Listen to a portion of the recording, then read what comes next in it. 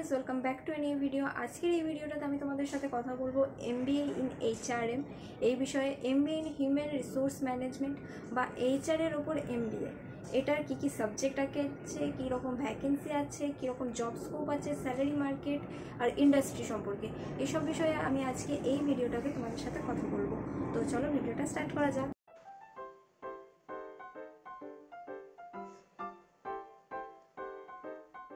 আমি যেটা বলবো যে MBA HRM জিনিসটা কি। HRM মানে হচ্ছে হিউম্যান রিসোর্স ম্যানেজমেন্ট, আর HR এর ওপরই MBA। অনেক রকম স্পেশালাইজেশন আছে, বাট HR এর মানেটা কি? HR এর মেন জিনিসটা হচ্ছে যে এমপ্লয়ীদের নিয়ে কাজ।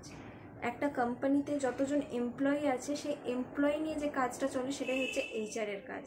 যে কতগুলো এমপ্লয়ি আছে, কোথায় কতগুলো এমপ্লয়ি ছাড়ছে, কতজন এমপ্লয়ির দরকার আছে, সব রিক্রুটমেন্ট করা, ইন্টারভিউ নেওয়া। তোমরা তো জানো অনেক কোম্পানি আসে হায়ার করতে, কিন্তু কারা হায়ারটা করে, কারা কোম্পানিতে?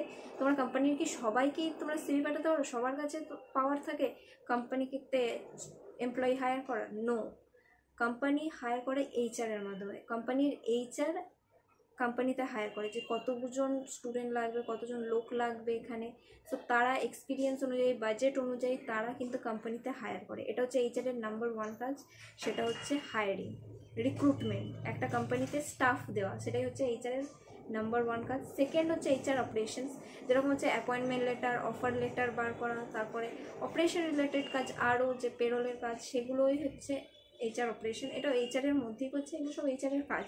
তারপরে লার্নিং অ্যান্ড ডেভেলপমেন্ট, যারা নতুন একটা কোম্পানিতে জয়েন করছে তাদেরকে একটা করে ট্রেনিং দেওয়া হয় যে সেখানে কি সফটওয়্যার চলে, আরও অনেক কিছু ট্রেনিং দেওয়া হয়, সো সেগুলোও কিন্তু HRই করে।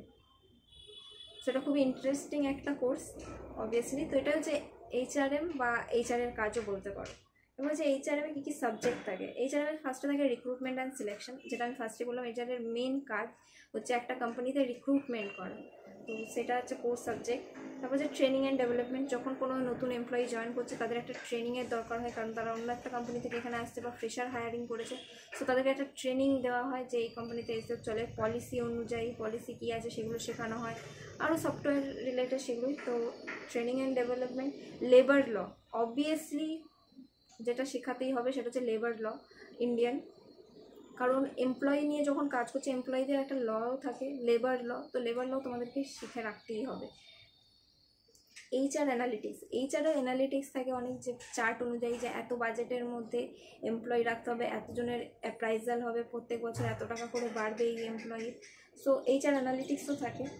এরপর হচ্ছে কম্পেনসেশন, মানে হচ্ছে পেরোল, প্রত্যেক মাসে যে তোমাদের স্যালারিটা আসে সেটা পরে হচ্ছে HR পেরোল। প্রত্যেক মাসে স্যালারি আসে, তুমি হয়তো এই দিন আসোনি, এই দিন স্যালারি কাটা যাবে, সেটাও HRই করে। কোন দিন এসছো সেগুলো, বোনাস, প্রমোশন, সব কিছু HRই করে একটা কোম্পানিতে। সো পারফরমেন্স অ্যাপ্রাইজার এসবও থাকে। এবার হচ্ছে জব রোল। HRM করার পর তোমাদের কী কী জব রোল থাকবে সেটা হচ্ছে HR এক্সিকিউটিভ বা HR ম্যানেজার পোস্টে যেতে পারো।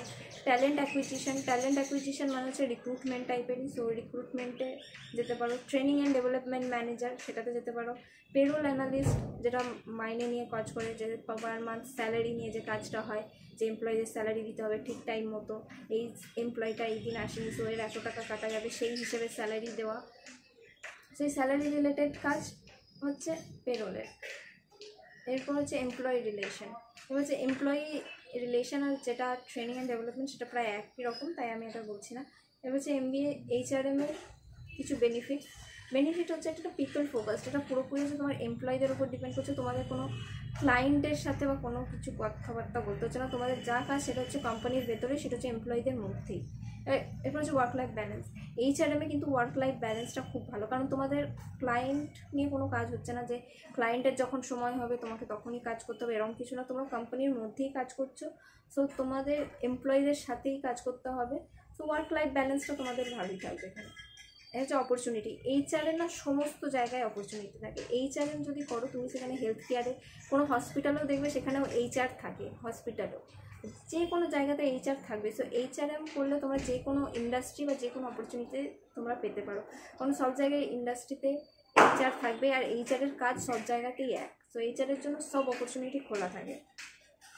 এরপর হচ্ছে কিছু খারাপ দিক, যেটা চ্যালেঞ্জেস, সেটা হচ্ছে লো স্যালারি।